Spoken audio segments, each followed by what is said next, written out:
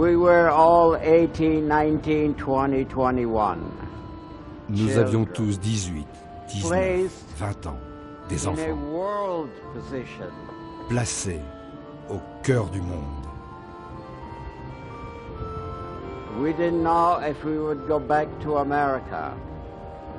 Nous ne savions pas si So nous allions rentrer we en were Amérique. scared, all the time, Alors on avait peur, but tout le temps. scare is an emotion. Mais la peur était une émotion que nous n'aimions pas montrer.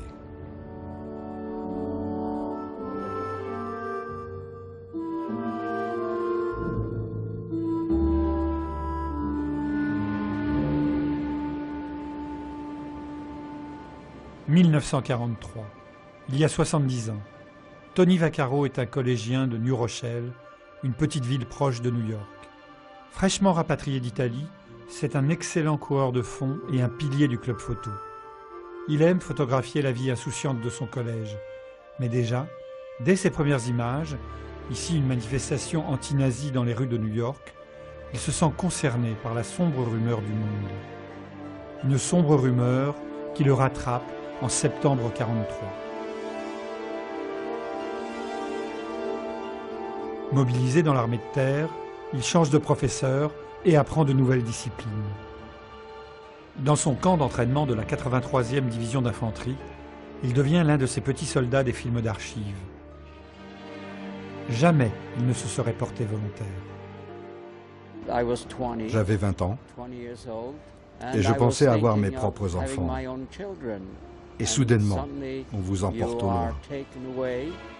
En 6 mois de formation, le collégien est devenu un fantassin. Et au printemps 1944, la 83e division prend un train direction New York. I left New York on the 4th of April 1944. J'ai quitté New York le 4 avril 1944. J'ai embarqué à bord d'un grand bateau, le George Washington. Et un beau matin, nous sommes partis.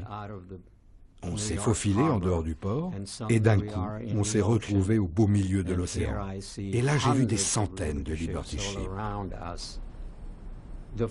Le sentiment premier tournait autour d'une seule chose.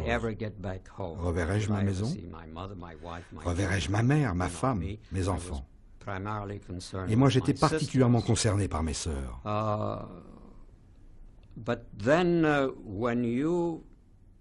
Mais quand on réalisait qu'on faisait partie de cette incroyable et si vaste machine, alors j'ai su que je faisais partie de quelque chose qui me dépassait complètement.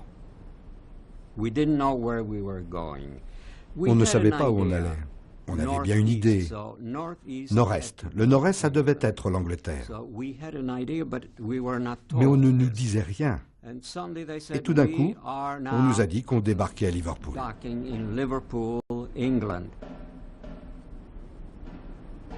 Le soldat Vaccaro a emmené un appareil photo.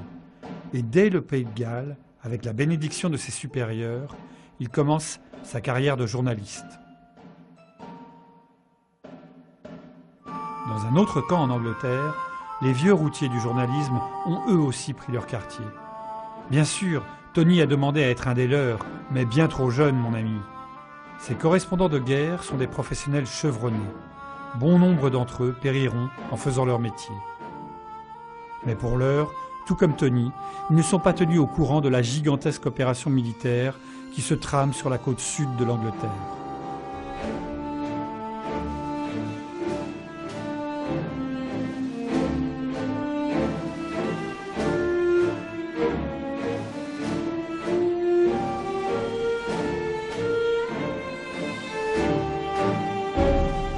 Depuis des mois, il se préparait à ce jour de juin. Il partait pour la France, bien équipé, bien formé, déterminé, mais avec la peur au ventre.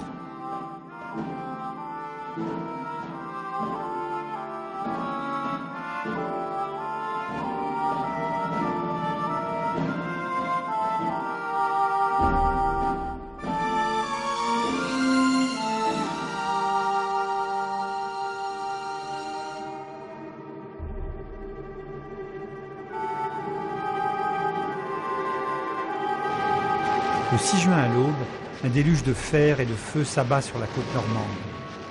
Les 15 000 hommes de la 83e division d'infanterie, celle de Tony, ne sont pas désignés pour faire partie de la première vague. Ils attendront encore en Angleterre.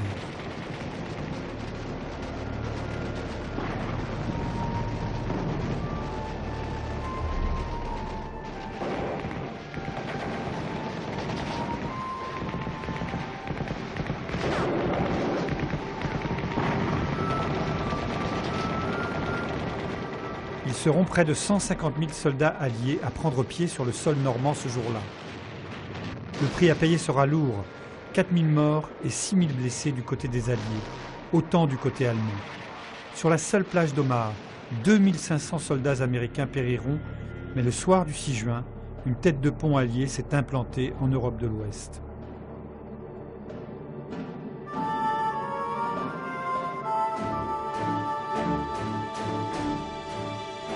Une activité frénétique s'empare des ports artificiels dans les jours qui suivent le 6 juin. La bataille de Normandie est maintenant engagée et l'objectif consiste à débarquer le maximum d'hommes et de matériel pour soutenir le front. Le régiment de Tony, stationné près de Stonehenge, reçoit son ordre de marche le 11 juin. Nous étions à Stonehenge et d'un coup ils ont crié « Tout le monde dehors, tout le monde dehors, on part en camion ». Dans la demi-heure, on avait quitté la place. Nous sommes arrivés et on a commencé par marcher avec tout notre pactage qui pesait 20 kilos. Et je pesais seulement 45 kilos à l'époque. J'étais maigre. C'était à la même heure, je dirais 11h, 11h30. Nous sommes partis pour la France. Noir total, très silencieux. Je ne savais pas ce que les autres pensaient. Je crois qu'ils pensaient à la même chose que moi. On avait le sentiment de partir vers un endroit pour mourir et d'où l'on ne reviendrait jamais.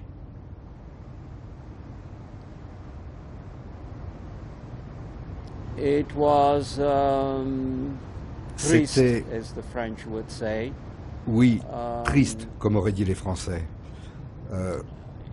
Chacun, à partir du moment où on avait quitté le port, était seul avec lui-même, tout seul.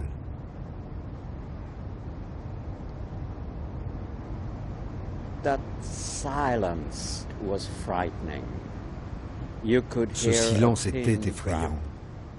On aurait pu entendre une aiguille tomber. Normalement, les soldats sont joyeux. Ils disent des blagues, ceci, cela. C'était juste ce silence complet. Ce silence qui voulait dire que nous allions vers un mauvais futur.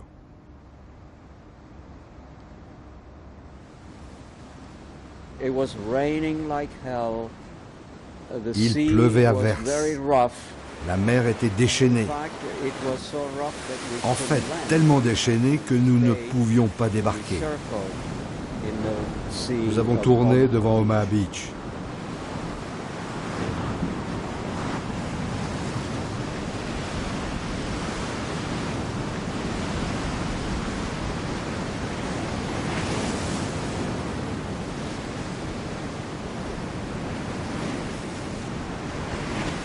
Parti le 12 juin d'Angleterre, Tony débarquera dans la tourmente à Omaha aux alentours du 16 juin. Les images de ce film d'archives, intitulé « La 83e division d'infanterie en Europe », témoignent des conditions difficiles de ce débarquement.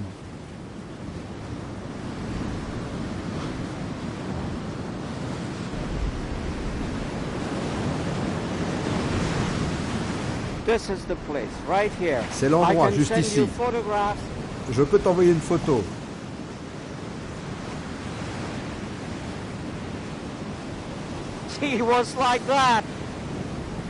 La mer était comme ça. Beaucoup se sont noyés. J'ai eu tellement de chance. Tellement de chance.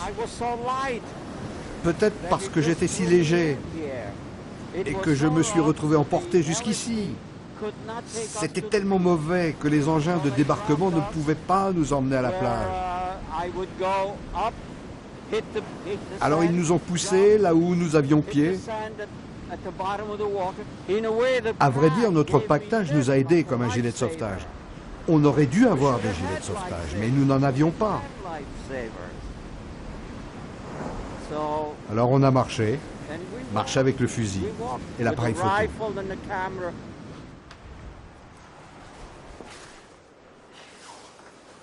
Depuis ici, les Allemands avaient un canon qui couvrait toute la plage. C'était un canon de 88. Un canon puissant.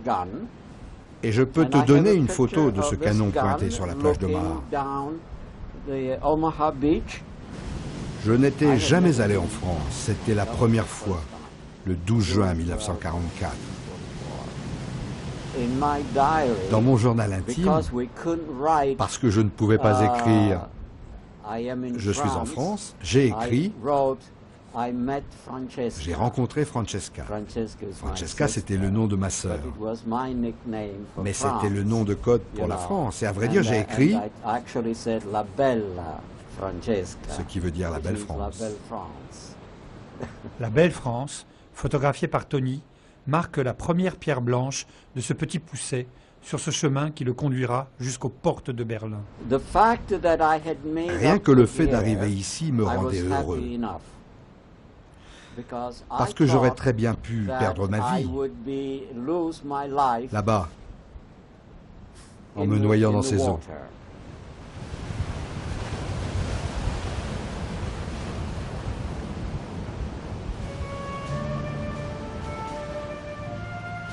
La 83e prend la direction de 40 ans, libérée il y a peu. Objectif, la Bretagne.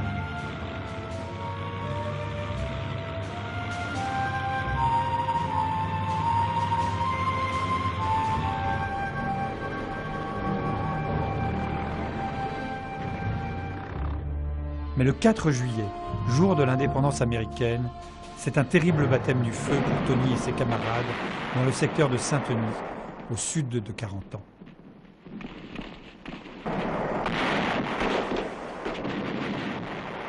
It happened to me. I had to kill. And when I killed, I cried like Cela m'est arrivé, j'ai dû tuer, oui. I cried and Quand j'ai tué, j'ai pleuré comme un bébé.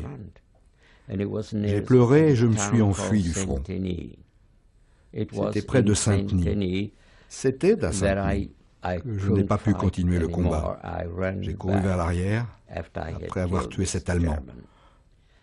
Parce qu'on s'était retrouvés face à face. Et celui qui tirait le premier gagnait. J'ai tiré le premier. S'il avait fait, j'aurais pu être tué à Saint-Denis. Mais quand j'ai vu son sang couler, j'ai couru en arrière. Et je suis resté environ 2-3 heures.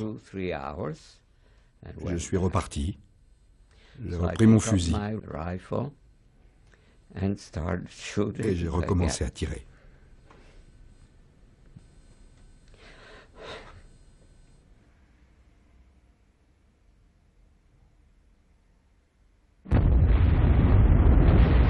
Pour la seule journée du 5 juillet, la 83e division perd 1500 hommes.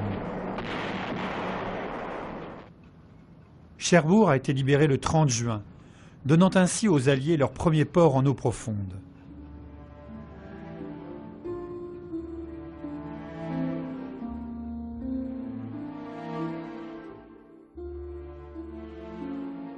Avant de capituler, les Allemands ont méthodiquement saboté le port.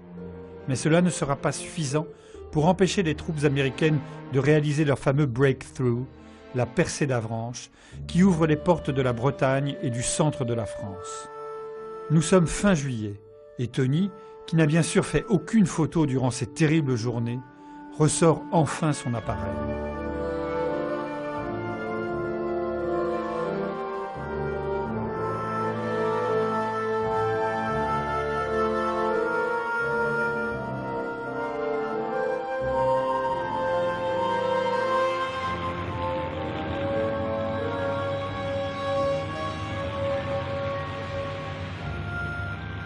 Direction Saint-Malo, où le colonel Von Hollock oppose une résistance acharnée aux troupes américaines.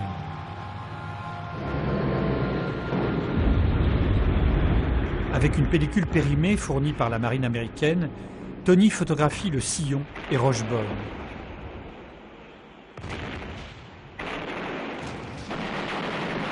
Le Tour Solidor résiste miraculeusement aux tirs d'artillerie.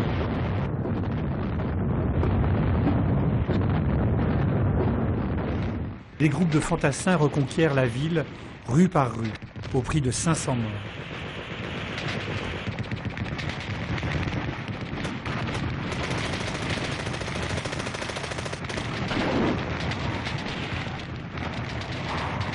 Le bataillon de Tony est envoyé sur l'autre rive de la Rance.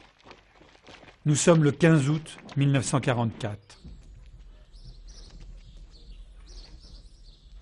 Et voilà, c'est ici. J'étais le premier Américain à entrer sur la place de Saint-Briac.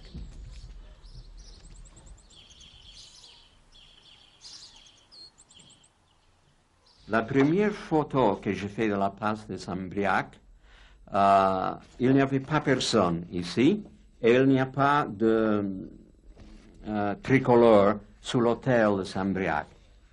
Mais ça, je l'ai fait plus tard. L'agent de Saint-Briac commençait à venir sur la place pour célébrer la libération de Saint-Briac, n'est-ce pas? I saw the curé of Saint-Briac kneeled by the J'ai vu le curé de Saint-Briac agenouillé au pied de la croix. J'ai attendu.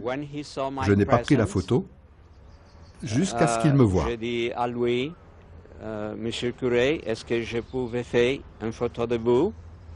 Il a dit oui, mon fils. Et j'ai fait les photos et j'ai demandé à lui qu'est-ce que vous faites ici. Et il a dit j'ai prié le grand Seigneur que Saint-Briac était libéré.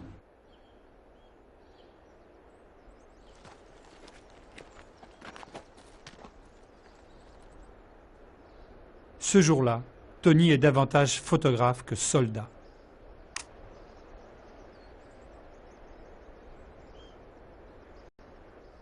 J'étais un soldat avec la 83 division d'infanterie américaine et j'ai demandé à mon colonel York si je pouvais prendre l'appareil avec moi dans la guerre et il a dit mais oui, peut-être au fin de la guerre nous allons faire un livre pour le 331 régiment d'infanterie américaine.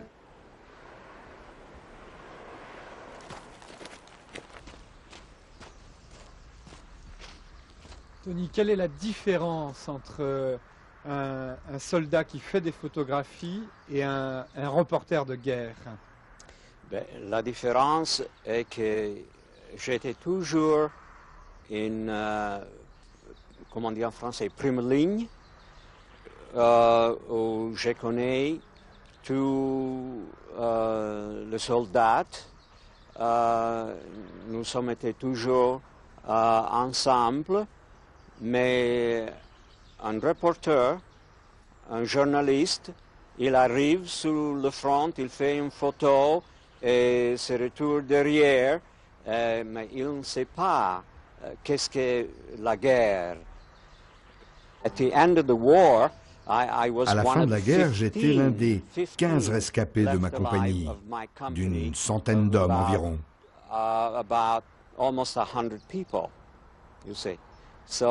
Ils n'étaient pas tous morts, mais beaucoup avaient été blessés. On a payé un lourd tribut.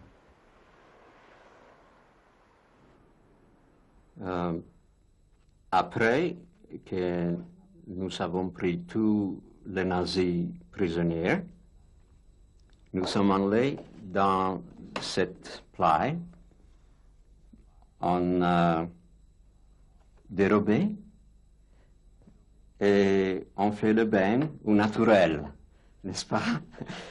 Cette photo, qui évoque un joli moment de répit et de bonheur, est prise un peu avant que ne s'organise une fête sur la place de Saint-Briac. Et j'avais fait beaucoup de photos des jeunes filles et de soldats. Et j'ai dit à moi-même, j'ai fait assez de cette photo. Fais autre chose, parce qu'il y avait beaucoup de gens, n'est-ce pas? Et beaucoup d'enfants comme lui, partout ici. Alors je vous fais autre photo. Mais j'ai regardé, ah, voilà.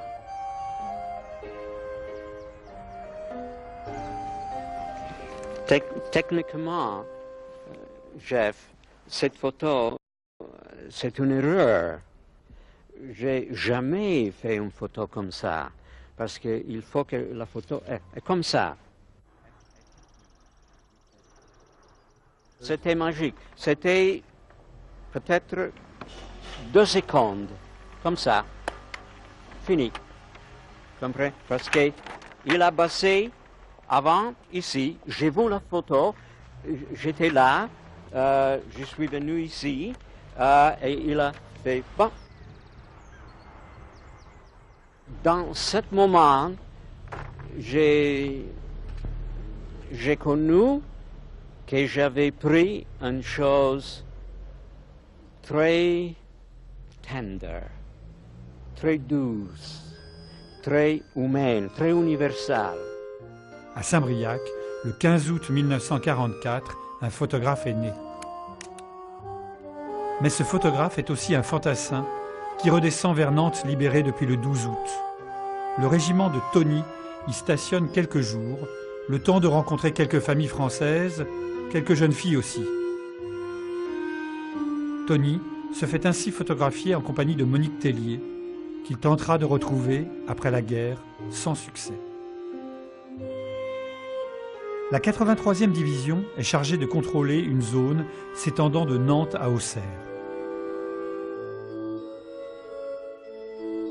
Peu de combats en cette fin d'été. Les Allemands se rendent par milliers.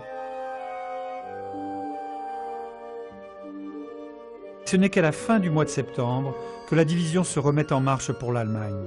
Pas assez vite pour Tony. Après la bataille de Normandie, je pense que l'on n'aurait pas dû s'arrêter. On aurait juste dû continuer. Et on aurait pu finir la guerre en octobre 1944 au lieu de mai 1945. Après de durs combats au Luxembourg, c'est la terrible forêt de Hurtgen dont le souvenir hante encore Tony.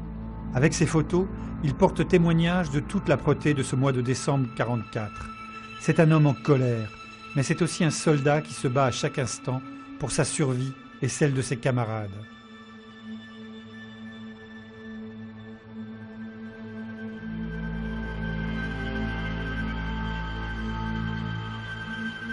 Lorsque le soldat Jack W. Rose s'élance, il ne sait pas que son équipier, le soldat Vaccaro, photographiera son dernier pas.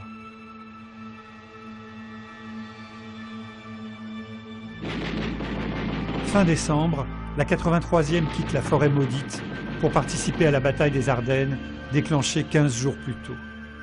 Aussi incroyable que cela puisse paraître, Tony développe ses négatifs sur place avec une technique savamment éprouvée, dont il se rappelle les moindres gestes à 91 ans.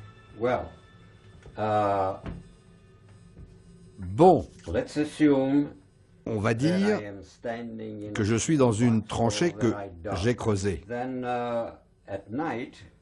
Et à la nuit, quand il fait vraiment noir, autour de minuit, que la vie s'est arrêtée et que les obus ont cessé de tomber. Parce que les Allemands voulaient dormir, et nous aussi, alors on avait décidé tacitement de cesser les hostilités. La pellicule est prête, je prends un casque, et voilà, imaginez que c'est l'herbe sur laquelle j'ai posé 4 casques. 4 helmets. Other GIs, à d'autres soldats, mes vrais bons amis, je leur donnais des photos et quand je leur demandais leur casque, ils me les donnaient. Je retirais la pellicule comme ceci la nuit et je procédais ainsi. Je la plongeais en dessous et elle commençait à se révéler. Tu vois? On l'amenait comme cela, on déroulait, c'est long, hein? Et ensuite, je trempais, je ressortais. Dedans, dehors. Et le développement arrivait.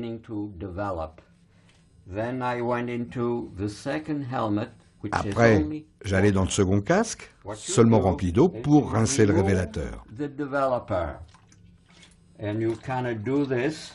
Et je faisais ceci. Oui, c'est ce que je faisais.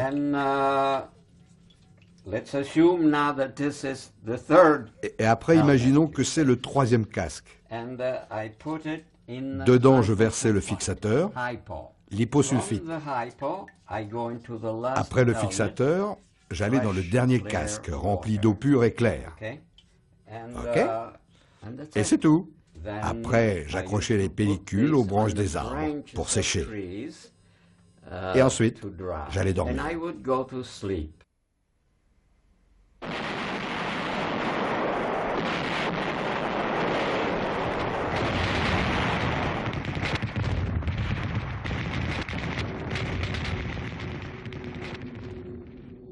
La bataille des Ardennes troublera largement son repos. L'hiver s'installe. Méthodiquement, la pellicule de Tony impressionne cette souffrance et cette perte de toute humanité.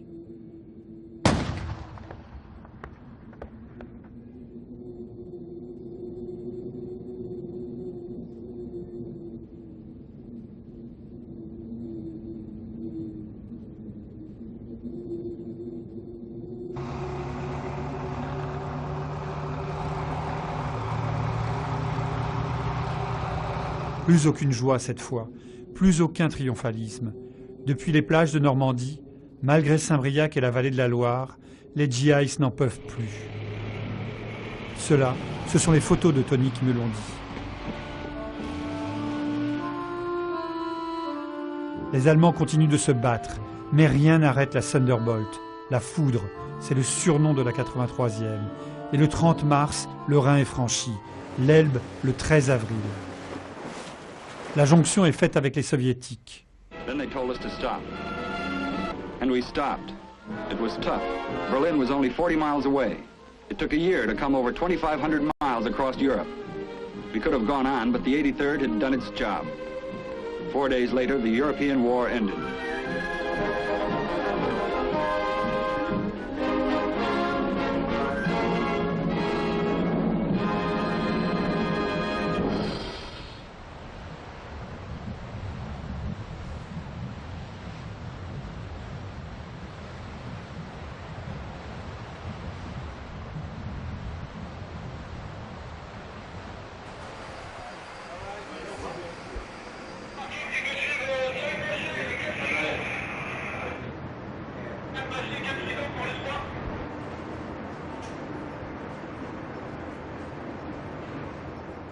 En cette fin d'année 2013, Tony revient une fois de plus en France. Il vient annoncer une exposition de ses photos de guerre au mémorial de Caen. Après la guerre, il a travaillé pour les plus grands magazines. Il a révolutionné la photo de mode, il a photographié Picasso, il n'a plus jamais photographié la guerre et il s'est très peu soucié de sa notoriété. It is my incredible honor to welcome you back to Normandy, back to France, in the name of the Ambassador of the United States of America. Thank you so much. And I'm so pleased. There are so many people who are here to welcome you, Monsieur Houtin. Merci, monsieur. We have Merci au GI. Yes. Le GI photographe. Yes. Remember? Ah oui. Ah. Oui, oui. You still have my kiss. This is the man of the hour, Stéphane Grimani.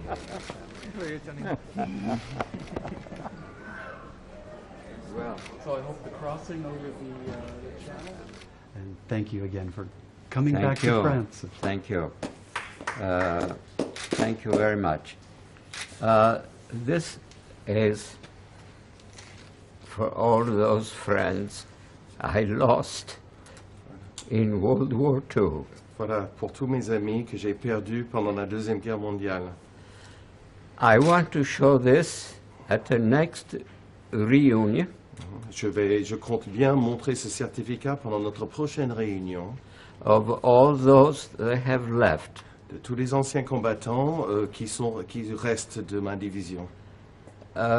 We were thousands. Now we are about 900 left. Donc il ne reste plus, nous étions des milliers littéralement et nous ne sommes plus que 900. They all have a story, and they all have some kind of wound. Ils ont tous une histoire, mais ils portent tous une blessure. What matters the most is that we liberated Europe from slavery. Mais ce qui importe le plus, c'est que nous avons libéré l'Europe de l'esclavage.